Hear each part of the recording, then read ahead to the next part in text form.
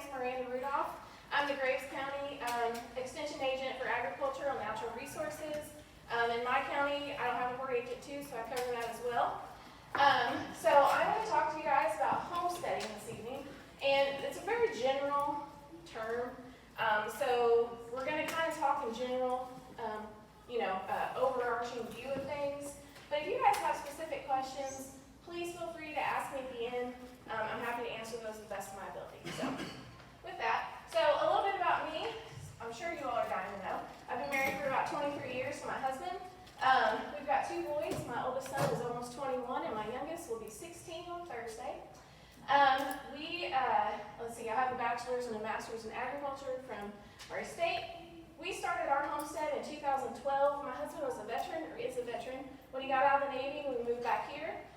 He wanted to start a homestead. I didn't. I'm a city slicker. But he won, and we started a homestead in 2012. So I've been doing it for about 12 years. And I've raised just about everything. I've tried just about everything once. Now I have a very small scaled down version of what we did. But I have a lot of experience in just about everything homestead. So, first question. What comes to your mind when you hear the word homesteading? I always like to kind of get an idea of what everybody thinks homesteading is. So, I'll give you guys a second to type those in. And the answers should start coming up there.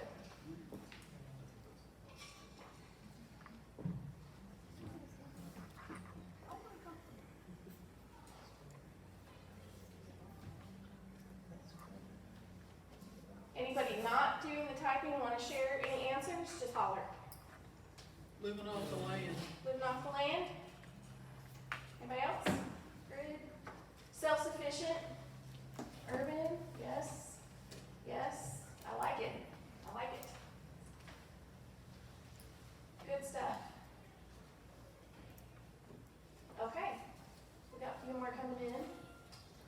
All right, yeah, so the ones that get the most popularity are the ones that turn bigger on the poll there. So self-sufficiency, living off the grid, some other things up there if you can't see it, making your own things, freedom, providing for yourself, self-sustainability, urban farm, the Wild West. I like that one. Yes, yes. Living simply, good, good. Okay, good, good. These are all right answers, right? Okay, so not that you were having a quiz, but all correct answers. But I always like to hear what people think when we say homestead, because it has different meanings to everybody. So what we're going to cover tonight is, we're going to talk about like perception versus the real reality of homesteading. What it is, where to start, some skills that you might want to learn about, master in your homesteading journey, what kind of people you might need on your team. I know it's kind of counterproductive to self-sufficiency, but having a team in your corner is really important. And then just some tips for success, and then again at the end we'll have questions. So, perception. Is this what everybody sees? Look at those perfectly white lambs and that lovely cottage. And this rooster is just calmly pecking around her. She doesn't have manure on her boots even. So, right? So I always think it's funny. This is what we see on the internet, in TV shows, right? But this is really what it is. So most of these pictures in my presentation are mine. So real life. So you probably can't see it real well in this one, but that's a tree on my fence, and my goats are also on the other side where they're not supposed to be. That's my black eye after a calf kicked me in the face. And that's using my child as a tractor weight to put me in the mud, right? What is the theme here? Problem, injury, mud, cold, gross, we're broke, we can't afford tractor weights, right? Okay, so now that we've covered perception and reality, homesteading, what is it? So we had a lot of great answers on that poll that we just did. So homesteading is a mindset, right? It's a mindset. It's trying to create a life of simplicity as much as possible, living as intentionally as you intend to, right? Being resourceful, using the resources that you have, resources that you might be able to gain, and then a lifestyle of self-sufficiency and sustainability. What that means is different for everybody. homesteading are growing your own fruits, vegetables, cooking from scratch, food preservation, you grow all that stuff, now you gotta figure out what to do with it, composting, raising animals for meat, milk, fiber work, or companionship, and reducing waste. That's a big part of homesteading. We're recycling materials, we're repurposing things because we're broke, right? Yes, we're broke if we're homesteaders. And that is my first year garden. It was huge. It's huge. Bad idea. First year. So, bad idea. Okay. So, some questions to ask yourself when you're starting. Because who's just starting? Let's see. Lots of people. Okay. Who haven't started but are looking forward to starting? Okay. Who's been doing it for 2 to 5? Who's the experts in the crowd? Okay, all right. So we're all pretty young in our homesteading journey, or we're getting ready to. So these are some important questions to ask yourself when you're starting to think about, what am I hoping to achieve when I start my homestead? So what does homesteading even mean to you? Do you live in the city where you have a 1/4 acre, a lot in the town? Can you raise chickens at home? Can you start composting and doing your own gardening? Can you do all of those plus raise some livestock? So various things mean this means various things to various people. What is your end goal? We want to know what our end goal is, right? It may be lofty, we may not achieve it, but knowing the overarching theme of where we want to be, that's where we want to start. What resources do you already have to work with right now? And then what do you need in the future? Because we have to start with what we have right now. We may not have the resources to get what we want, to hit that end goal as quickly as we'd like to, but we can start by doing one thing right now with what we have. What changes to your lifestyle do you want to change? Excuse me.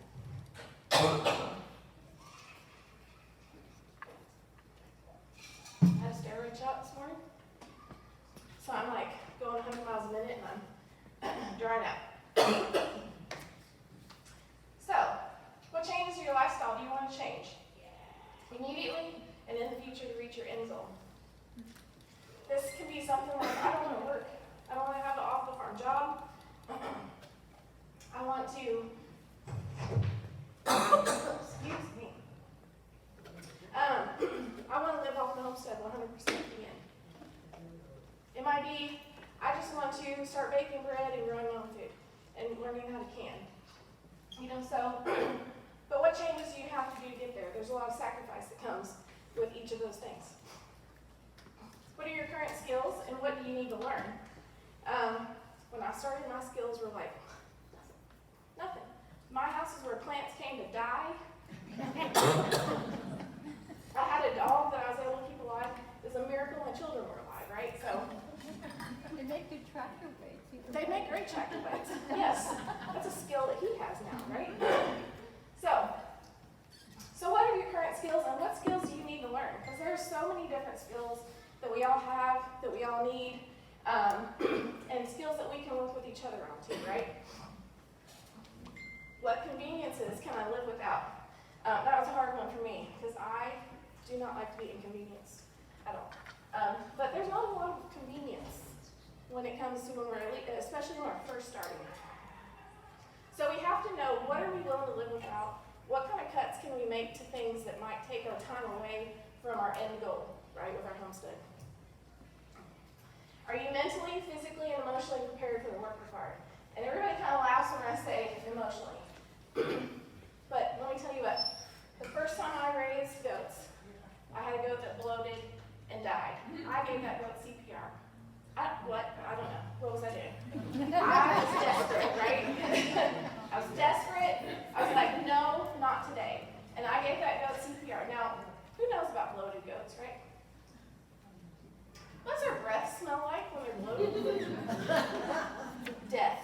Like utter death, right? And I had that in my mouth. And then she died. And I was not emotionally prepared for that, but I got prepared, right? So these are things that we have to think about because it's not all sunshines and rainbows and clean lambs and friendly roosters, right? Mentally, are you prepared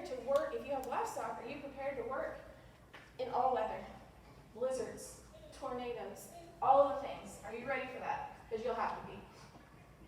And then what is my budget? Is it nothing? Do I have a larger budget? What do I have to work with?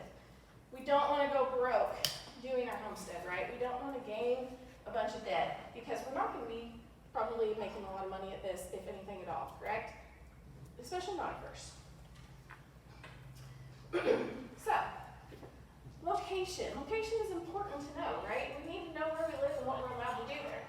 So, anybody can homestead to some degree. Anything. You can have a container garden in your apartment. You can make your own bread. You can even have a little compost pile. You know, and you're homesteading. You are doing homestead things. You are trying to create a self-sufficiency, you know, living off of your resources, not seeking out, going to the store all the time. You know, you're having a little bit of control into what you have and what you do. Backyards. Do you have a house in town with a small backyard? You can have a garden. Check your city requirements. But you might even have chickens, at least hens in town. I'm really not sure what McCracken County's is, so if you're here, I don't know. Do you have less than 10 acres? Or 10 acres or less? You know, that's considered to be a small homestead. Anything greater than 10 acres is supposed to be is considered a large homestead. Some considerations, like I mentioned, livestock and animal restrictions. You know, if you want those hens and you live in the middle of town, make sure that you're legally allowed to have those. You're probably not allowed to have goats, but you can at least do chickens usually. Accessibility and resource availability. So what I mean by that is, if you're going to have livestock, do you have a place to water them? Can you get water to them? Do you have a barn? Do you have some kind of enclosure? Do you have access to important supplies that you need to do the things you want to do? Because some places that we live, it's not convenient to get to these things. Management ability. This is where we get hung up on. This is where we put the cart before the horse, right? I like to tell my husband that I have to do things that way if I want them. Otherwise, I have to wait for him to do them, and you know, we never get there. So, who bought a donkey and had no fence? You know, this is what we do, right? I was not in that management ability. I did not have the ability to manage that. I had to ask his aunt to hold that donkey, and it motivated him to get my fence done, right? So, you know, if you have some kind of physical disability, can you get feed hauled to the people? Don't give livestock feed to people. Feed it to your animals. Do you have people that can help you with that? Things like that. So we need to be thinking about, what can I actually do? You know, do you have an off-the-farm job? Do you have young kids who are involved in a whole bunch of things that take you out of town? Yes, you'd love to have cows, you'd love to have goats, but we have to be realistic when we're thinking about our management abilities. So, and then another thing is soil type and topography challenges. That kind of comes back to watering, fencing. Do you live in the middle of a sinkhole? Does water collect where you are? Can you have a garden in that spot? Is it too shady? Do you need to take some trees down? Things like that. So, things like that is what we need to consider when we're talking about location. This is the garden now. It's not big, because I'm smart now, right? Okay, so a lot of people ask, how much is enough, right? How much do I need to produce on what I have in order to do what I want? So this chart is actually in the UK pub. It's the ID 128, the Home Vegetable Garden in Kentucky. I'm sure Mary has some copies. If not, there you can find it online too, if you just type in ID 128. And so this chart comes out of that. It's like right in the beginning. So some things that we want to think about when we're planning how much we need, how much we want, is how much space do you have? You're going to grow these things, and it's shocking, but they don't just like keep forever, right? Like we have to do something with them after they're grown. So we have to can them, we have to have freezer space, we have to have pantry storage. If we have livestock, I mean, we like have to have some place for them to go, right? They can't live in the basement forever. So, and I say that because animals have lived in my basement, right? Bathtub, yes. Desperate times call for desperate measures.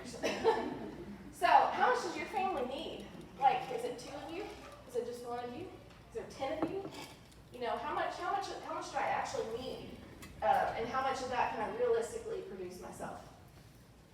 If you have animals, what breeds are you raising? Are they just cute to look at? Are they actually productive?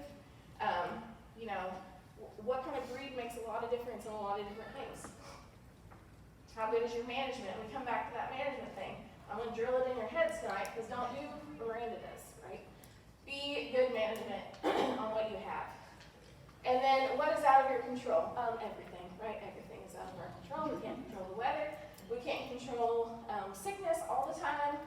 We can't control an insect outbreak. There's things that we can do to manage those, but we can't control it ultimately, and we are always at the mercy of things that are out of our control, right? So here's some estimates. Some of these come off of different extension publications. So for gardens, if you are a good manager in your garden and all the stars align, and we're having a great year, and we're not having a drought, we're not having a disease, a well-tended garden should produce 600 to 700 pounds of vegetables per 1,000 square feet. And then I also laid some handouts out that you all might have gotten. And so there's some estimates on there. It says like what you're planning to buy, but you can kind of get an idea off of what you can expect on different kinds of animals. So if we're talking beef, if you were raising standard size animals, a 1,200 steer is eventually, once it's down to actually the retail packaging of it, it's going to yield you about 490 pounds of boneless trimmed beef. Hogs, a 250 pound, dressed down to 125 pounds pork. And then, and keep in mind too, that's not all steak and bacon, right? It's not all the things that we love. That's everything. Chickens, you can bet on about a 6-pound broiler to yield about 4 to 5 pounds of chicken meat. And then, of course, chickens lay approximately 1 egg every 26 hours. So, you know, knowing these, you can kind of gather how much do I need, right? So these are just some things I found online. If you all haven't seen a book called The Backyard Homestead, that's what these come out of. It's a really good book that is great for beginners. It has a lot of great information in it. But this is just a sample outline of a homestead on 1/10 of an acre, right? It's like that's a backyard. So you can see that they have raised bed gardens there. I'm going to assume they're raised beds. They've got some fruit and nut trees and some berry canes. This has them growing herbs and like a huge lot over there, but you're probably going to put them in your raised beds. They have a small chicken house there with 6 chickens. And they don't really have room for any kind of like big meat or dairy production, but they can be rabbits. And rabbits are actually a great homestead animal because you don't have to have any kind of restrictions on them. And then also they are very prolific, as we all, right? Great They have babies all the time. Great manure. Oh yes, and great manure. So, you know, that's using a resource for your garden. Yeah. Yeah, we make manure tea out of rabbit droppings. And then wild foods, that's beehives. So you can have beehives in town. That's 1/10 of an acre. So just expanding on that, that's 1/4 acre. Here they've added a few animals. They've got a few more chickens. They've got some more garden area. But they have room for a small pig pen with 2 pigs. And pigs really don't need that big of a space if you're just raising them for meat. And then they still have their beehives.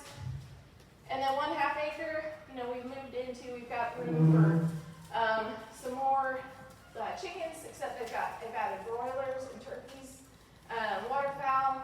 Waterfowl are messy, so if you don't want to deal with that, just take it from me, don't do that. Livestock, they can have 1 cow with a couple with 1 or 2 calves, maybe a couple beef steers and a couple goats. So that's just 1/2 of an acre. So you can see you can get really creative with how you lay your stuff out. You don't need a huge piece of land to do a lot of what you need, right? Okay, this is my husband. He's a beekeeper. This was his goal. He wanted bees, and so he got his bees. So we're talking about goals like we talked about earlier, making sure we know our end goal in mind. You know, we like to follow the SMART method. We're not exactly smart when we do it, but this is how we should do it. So your goals should be specific. So instead of saying, I want chickens, you can say, I want to raise 3 egg layers from chicks this year. So that's specific, it's measurable, it's achievable, it's realistic, and it has a time-sensitive stamp on it, right? So when we're laying our goals out, let's try to do that because it makes it a whole lot easier to meet small goals and make it feel like you're actually accomplishing something rather than having these lofty goals. I want to grow all of my things. I don't ever want to walk into Walmart again for the rest of my life. You know, that's not achievable right away, right? So write them down.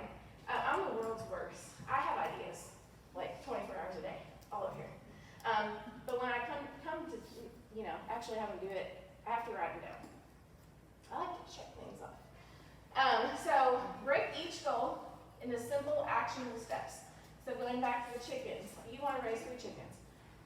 I need a place to put them, right? So I need a coop or whatever ramshackle thing you can put together with your resources. I need a little, how am I going to give them outside time? Do I need to run? Is my place safe for them to free range? You know, create that. I got to get equipment, so I need feeders and waterers. I need feed. And then where am I going to get my chickens? So break them into small, simple goals that are easy to check off, and then you will be on your way to accomplishing all your goals as quickly as possible. Make sure they line up with your ultimate end goals and values. You know, so don't go like way off in left field. You know, you've lost sight of your end goal. You've got this crazy idea, wasn't in the plan. You know, make sure that you're sticking with your end goal in mind and not going too far off track. And then remember to KISS. Do we know what that stands for? Keep it simple, stupid. Yes. Yes. Speaking of me first, right? So it's easy to not keep things simple because we want to have all these things and we want them now, right? We want them now. So this is my husband, very happy he met his goal of having 2 beehives by the summer of 2014. So okay, so maybe let's help our friends out from our most experienced folks, or if you have some ideas. But what are some of your goals? What are some example goals that people can follow if you don't mind to share? And feel free to shout.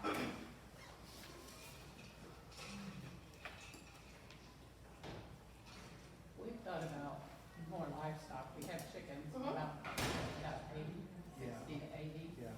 And we talk to people that have raised pigs or something and say, well, we'll get 2 pigs. And I say, you can't just get 2 pigs because you'll get attached to them and you won't want to slaughter them. So that's kind of have been our Yeah. fallback, you know. Okay, so moving from just chickens to adding a couple hogs. Okay, yep, that's a good one. Build a chicken coop. Only grow what we eat. Greenhouse, that's my goal right now. That's what the weather was bringing us. Yes. Very good. These are good, yes. Yes. Start to raise that. That's a specific one. Good job. Yes. Threshers all year round. My herbs get out of control. It's crazy. Fruit trees. Yep, add some of those. All right, so making. All right, yes. Good goals. There's a couple good ones still. I'll give you a second. I'll keep hydrating. So do that. Yeah. Herbal medicine, meat birds, yep. Oh, learn to keep weeds at bay. I have 2 fancy degrees in that, and I'm still figuring that out. All right, okay. All right, those are good goals. So as you can see, those are simple goals, right? Simple goals. Some of them are specific, so that's good. Some of them have time on them, so that's following the SMART method. But yeah, so those are some great goals. You know, they vary from person to person. But we got one more. Give it a second. Grow turnips. That's a specific one, yes. All right, so moving on. So skills, that is me. I just delivered that baby up there. I didn't deliver it. I helped, I assisted. So some skills that we want to look at when we're thinking about building our homesteads, like what gardening skills do we have? Do we know how to grow fruits, like brambles, tree fruits, vegetables, herbs, flowers? Seed starting and saving, all of those take a certain type of skill, right? Cooking, using fresh ingredients, cooking meats, making your own breads, all skills that we may not necessarily have. Raising livestock, all of these animals have all different needs, management practices, nutritional things that we have to keep in mind, certain seasons in which they might reproduce, or if you're looking to sell off of your homestead, might be marketable at certain times of the year. So hogs, we're looking at pork and lard, cattle, beef and dairy, goats, dairy, meat, fiber, some of them are even brush control. Sheep, meat, fiber, grass control. Some people also take sheep's milk to make soap. They don't give a whole lot of milk, so that's kind of you really gotta want it, right? Guardian animals.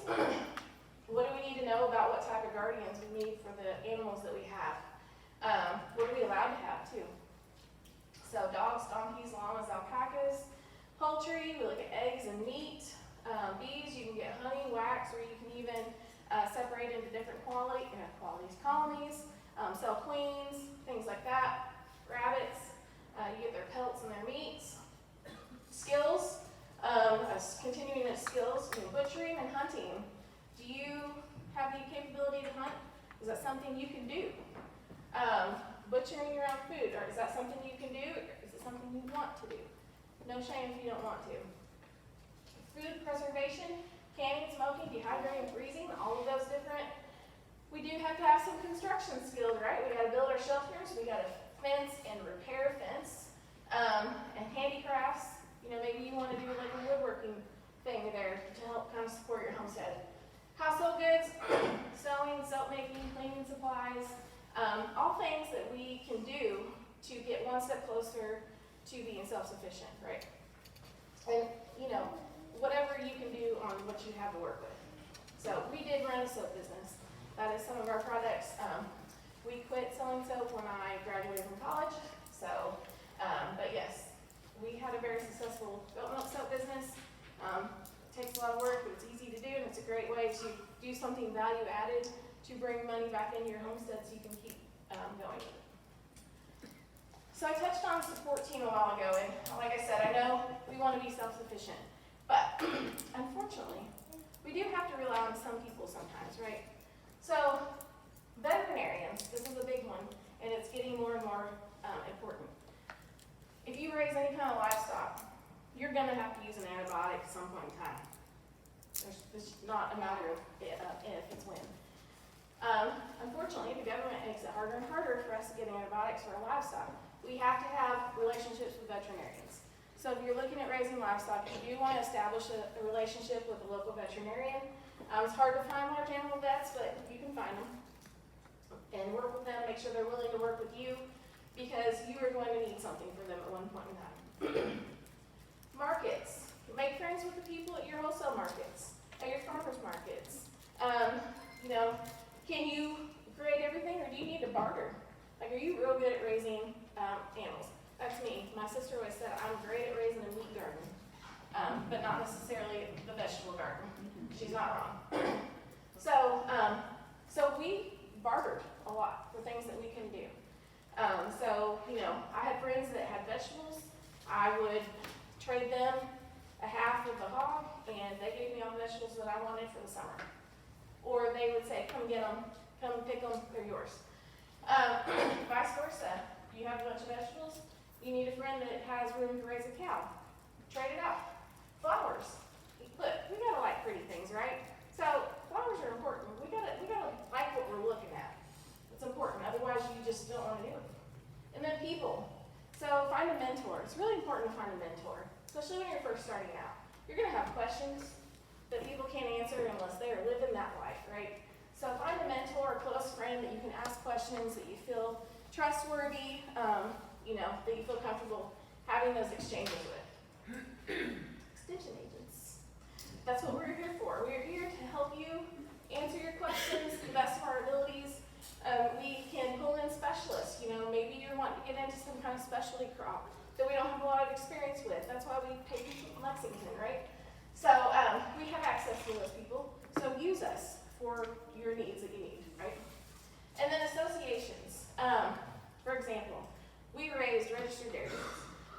I was a member of the Nigerian Dwarf Goat Association. I was a member of the American Dairy Goat Association, the American Goat Society. All of those things have really great resources for what you might be doing. Maybe you don't raise registered stock, and that's fine, but associations can get you in touch with a lot of great people, and they can give you access to resources that you may not be able to get just in, regular people, right? Okay, so I do want to touch on mental health because, we, even in the world of agriculture, mental health is really important. And it's something that gets overlooked because I think that back in that perception versus reality, they think that, we're tough, and we are. We're very tough. We don't have problems, we just go with the flow, and that's not necessarily the case. Homesteading is not easy. I'm not going to sugarcoat it. I know you guys want to hear about the white sheep and the friendly roosters, but it's not easy. Animals are going to get sick and die if you have them. It's just a matter of fact. Crops are going to fail. Things are going to break, and they're going to be expensive because nothing is cheap, right? Everything is expensive. Most of everything is out of your control, like we established earlier. No matter the weather, those animals, they got to have flowing water, food, hay, all of that. You're going to get burnt out to some degree. It's not if, it's when. You're going to get burnt out. So it can be difficult to leave the homestead depending on how many responsibilities you have. You have just a slew of things that have to be fed once, twice a day. Dummy here, I raise dairy goats, right? I have to milk them twice a day. Twice a day, no matter what. Do you know how many people have that skill set? Like none. Like none. It was near impossible to find people who were willing to come milk for us so that we could go on vacation, go out of town for the weekend, right? So it can be really hard when you start to feel really trapped. So it's important that we give ourselves grace. Animals die, it sucks, but it happens, and it's not necessarily our fault, right? So give yourself grace. Your garden gets wiped out by squash bugs. It just happens, right? Be realistic, and this is where we set ourselves up for failure a lot. We don't have realistic end goals. What? Oh, you're talking. So we have to have realistic end goals. Let's not set ourselves up for failure from the beginning, right? So be realistic when we're talking about what we can and cannot do and how we can and cannot handle things. Carefully consider the pros and cons before you take on new projects. I don't do that. Didn't do that. Got burned out real quick. Continually evaluate your goals. Our seasons of life change. Like I said, we started ours in 2012. We had meat chickens, egg layers, turkeys, a couple ducks, guardian animals, cows. We had like 35 dairy goats, 10 sheep, 2 beehives, garden, and we had children. We had children that had to feed every day, 3 times a day. I had to continually evaluate our goals. So we started there, and now we have cows, we have bees. I hate chickens. I know this about myself now. It's okay. It's okay if you hate chickens. I know it's a gateway drug, and everybody's supposed to love chickens. I hate them. I hate them. You'll learn things about yourself as you go about it. Like, that was a really bad idea. I don't like that. So continually think about where you're at. Mind your work-life balance if you work on the farm. If you have children, right?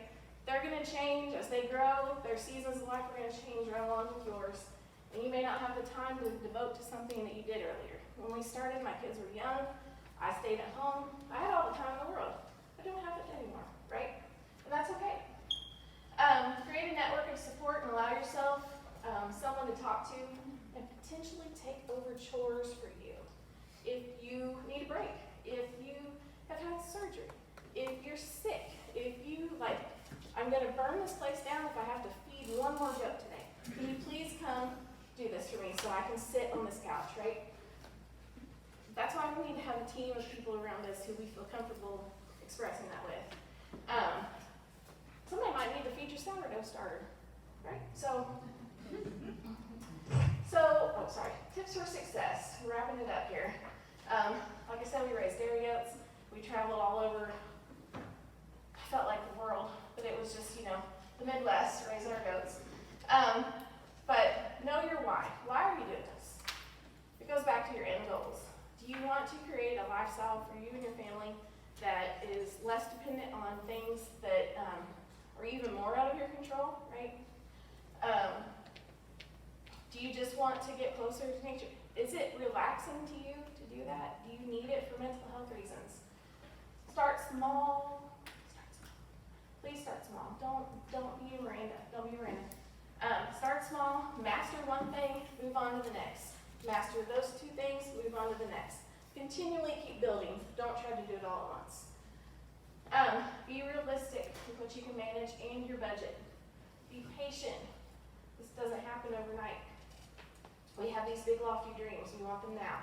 Doesn't happen that way. Be teachable. Sometimes, especially when you get some of us that have more experience, we are kind of closed off to being taught new things from people. But it's really important to be teachable because new things are always coming up. New ways of doing things are always coming out. And it's important to be open to all that. Simplify your life where you can. Obviously, you can't get rid of your children. You have to do the things they do, right? So I can't simplify that. But I can simplify, I'm going to commit to cooking 3 times a week. That's a lofty goal for me. I'm going to commit to doing that for 3 times a week. On Sunday, I'm going to, freeze something or plan my meals out for the next week using my homemade bread, homemade. Maybe I've gotten a big bunch of excess produce.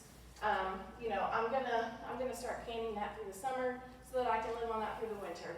So simplify your life where you can, cut things out where you can to where your end goals are attainable.